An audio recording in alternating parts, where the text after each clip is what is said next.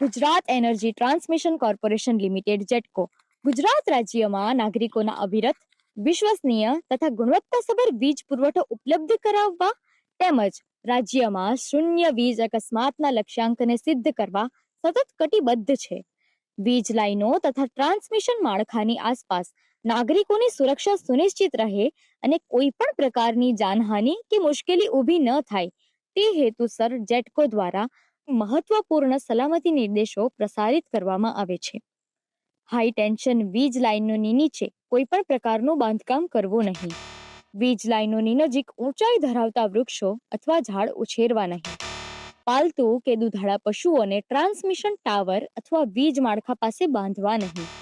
વીજ લાઇનોની નીચે ભારે વાહનો પસાર કરતી વખતે જરૂરી સલામતી અંતર અવશ્ય જાળવવું. વીજ લાઇનની આજુબાજુ અથવા નજીક ખોદકામ કરવું અત્યંત જોખમી અને ભયજનક છે. પતંગોત્સવ એટલે કે ઉત્તરાયણ દરમિયાન વીજ લાઇનોની નજીક પતંગ લૂંટવા ન દોડવું તથા ચાઇનીઝ દોરાનો ઉપયોગ ન કરવો.